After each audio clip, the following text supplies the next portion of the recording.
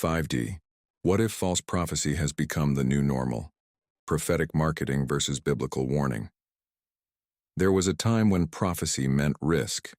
It meant rejection. It meant standing alone, often speaking what no one wanted to hear.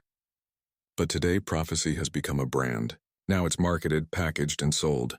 A flashy title, a dramatic thumbnail, and a countdown to the next supposed move of God. And instead of biblical warnings, we're getting spiritual entertainment, served up for clicks, likes, and online influence. But real prophecy was never about platforms. It was about obedience. Jeremiah was thrown into a pit. Ezekiel was exiled. Amos said he wasn't even a prophet, just a shepherd called to speak what no one else would. Their messages didn't go viral. They weren't invited to conferences. They didn't write bestsellers. They were hated, and because they told the truth. Today's prophetic words are often the opposite. They're curated to comfort, to hype, to build momentum. And the danger is this: people begin confusing spiritual feeling with biblical faith. If the message stirs emotion, they assume it must be from God.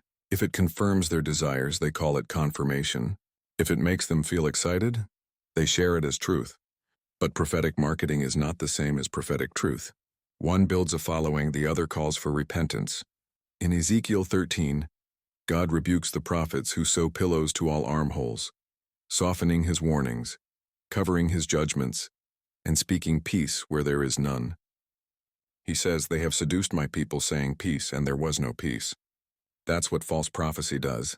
It soothes when we should be sobered. It excites when we should be examining ourselves. It focuses on nations, signs, and drama, instead of the sin in our own hearts. Real prophecy pierces, it convicts. It turns hearts back to God, not just toward the next event on a calendar. And real prophets, they're not trying to be seen. They're trying to be faithful. They're not after an audience. They're after obedience. So the question is, are we hearing from God? Or are we just subscribing to the next spiritual trend? Because in the end, prophecy isn't about building a brand. It's about preparing a people.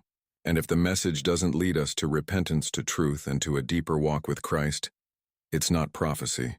It's performance. Follow along. Part 5E is next.